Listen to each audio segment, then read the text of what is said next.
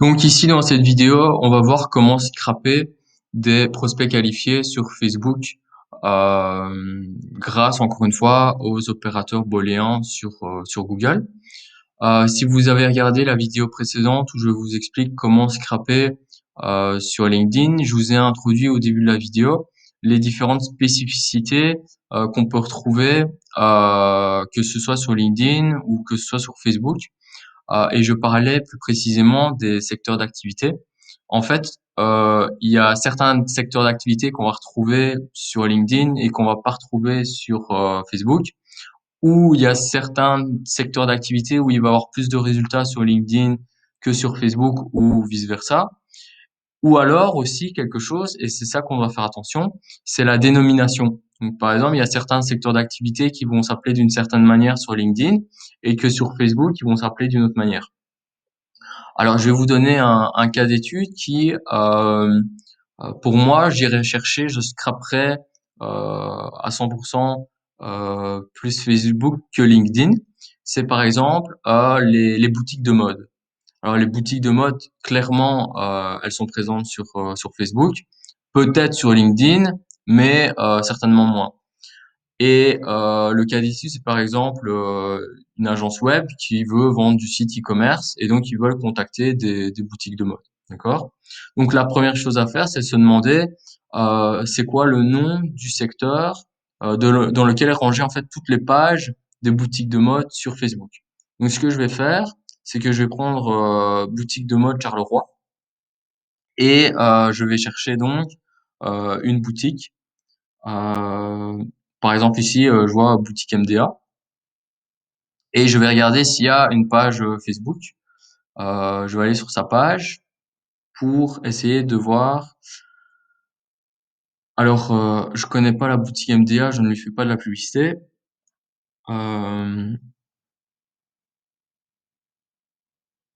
Facebook. Ah, ici là.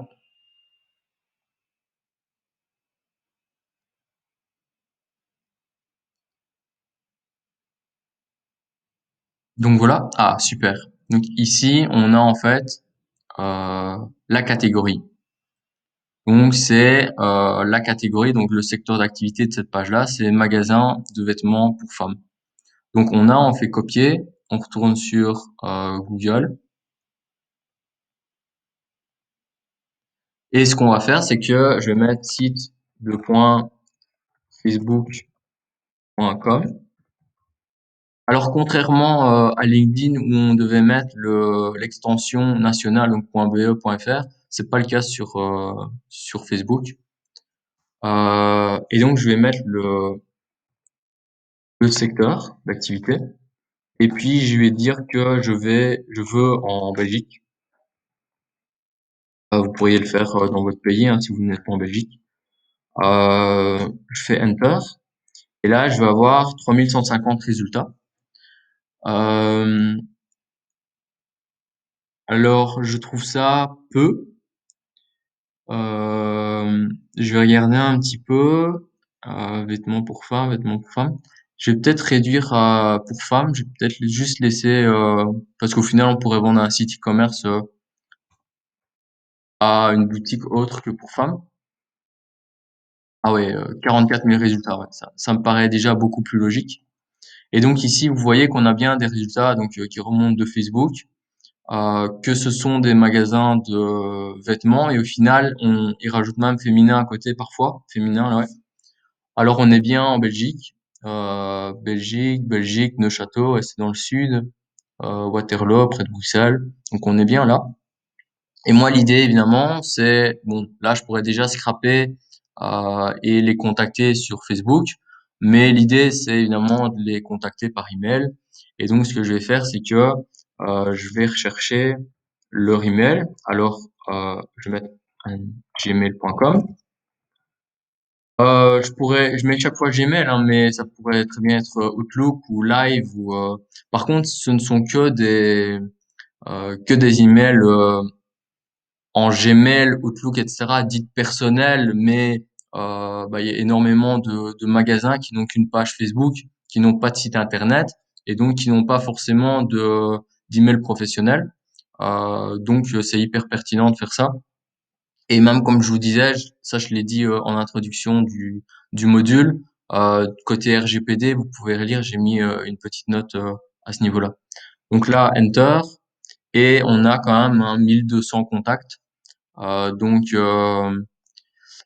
vêtements féminins et avec du Gmail quoi. Donc on a là, ici, là. Donc on a 1200 prospects. Et on pourrait même encore aller un peu plus loin.